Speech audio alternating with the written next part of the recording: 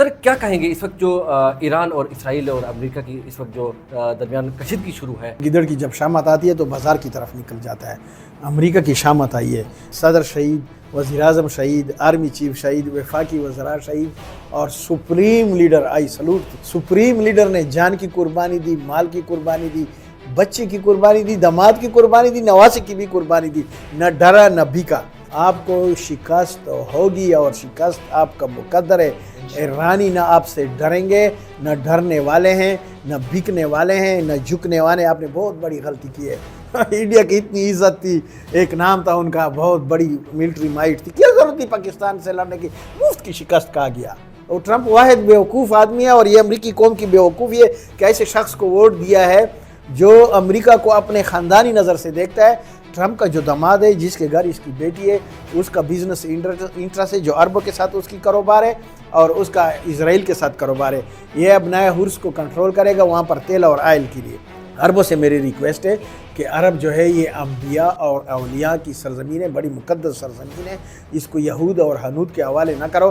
اپنی سرزمین کو ایران کے خلاف استعمال نہ کرو اور امریکہ کو اڈے نہ دو. افواج پاکستان اور افغانستان کے درمیان میں جس طریقے سے بارڈر کے اوپر آپ نے دیکھا کشیدگی شروع ہے اور ابھی تک بھی اسی طریقے سے حالت ہے.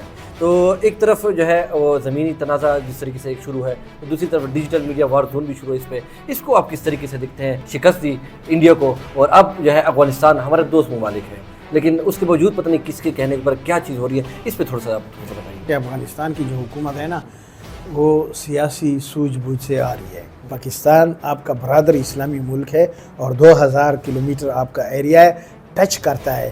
آپ کی بچے یہاں پڑھے، آپ کی بیمار یہاں سے علاج ہو کر آئے، مشکل میں ہم نے آپ کا ساتھ دیا.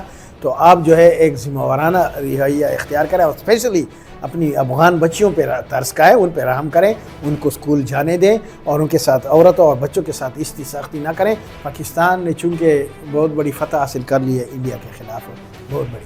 انڈیا ہم سے 50 گنا بہت بڑی فوج ہے. تو اب پاکستان بڑا بھائی ہے، اب ہم یہاں کی طاقت ہیں، اور یہ جو فتح یہ بہت ہماری خوش قسمتی ہے، ہماری لاٹری نکل آئی ہے. لیکن اگر قیادت سمجھیں، اب پاکستان امداد کرے گا غریب ملکوں کی، اب پاکستان امداد کرے گا مسلم ممالک کی، اب پاکستان دست شفقت رکھے گا کمزور اور بے سہارا پر. ہمارے پاس اسلحہ ہے، ہمارے پاس ٹینک ہے، توپ ہے، جہاز ہے، ہمارے پاس میزائل ہے. کہ ابھی پاکستان کے دن ہیں، ابھی پاکستان کو اللہ نے جو عزت دی ہے اس کو کما کر رکھے. ہم انڈیا کو بھی بنا کر رکھتے ہیں، افغانستان کے ساتھ ایران کے ساتھ بھی بنا کر رکھتے ہیں، تاکہ یہاں پر کاروبار ہو، یہاں پر بزنس ہو، یہاں پر خوشحالی ہو. ریسنٹلی ہم نے بنگلہ دیش الیکشن کور کیا، اس میں جو ہے جو BNP کی جب جیت ہوئی تو اس میں جشن نہیں منایا گیا. جب ہم نے ان سے پوچھا کہ آپ نے جشن کیوں نہیں منایا، ان کا کہنا یہ تھا کہ میرا جو سیاسی حریف ہے اس کو تکلیف نہ پہنچے، اسے یہ محسوس بھی نہ ہو. تو ہم جو ہے بجائے جشن کے ہم جو ہے شکرانے نوافل ادا کرتے ہیں اور باقاعدہ ان کے پاس جا کر ان سے ملیں گے، کیونکہ ہم نے پارٹی کو چلانا ہے. ماشاءاللہ آپ میرے خیال میں ہمارے وسیب کے نہیں، صوبے کے پہلے صحافی ہوں گے جو آپ اتنے دور گئے اپنی پروفیشنل ذمہ واری میں، ایک ایسے ملک گئے جہاں لا اینڈ آرڈر پہلے تو خراب تھی. آپ نے ماشاءاللہ جو اپنی پیشورانہ ذمہ واری ہے بڑی خوبی سے میں آپ کو سلام پیش کرتا ہوں. بہت بڑی آپ نے بہت بڑا کام کیا. تو جمہوریت کا مطلب تو یہ نہیں ہے کہ آپ اگر الیکشن جیتو یا ہارو تو آپ کوئی یہ کاڑا تو نہیں ہے، کوئی پہلوانی تو نہیں ہے، کیونکہ جو اپوزیشن ہے اور جو حکومت ہوتی ہے انہوں نے مل کر قوم کی خدمت ہوتی ہے. اگر ہم الیکشن جیتتے ہیں اور ان کو تنگ کرتے ہیں، ان کو تانے دیتے ہیں، تو ہمارے ساتھ خاک امداد کرے گی. تو یہ جمہوری عمل کا پروسیس ہوتا ہے. آپ دیکھو امریکہ میں الیکشن ہوتے ہیں یا انگلینڈ میں الیکشن ہوتے ہیں یا ایون انڈیا میں الیکشن ہوتے ہیں، جو پارٹی جیتتی ہے وہ جو ہے وہ حکومت اقتدار سنبھالتی ہے، جو اس سے دوسرے نمبر پر آتی ہے وہ مبارکباد دیتی ہے اور مل کر حکومت چلاتے ہیں.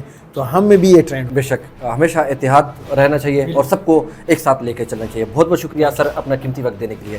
سر ہمیں دیجیے اجازت. اللہ نے کے بعد.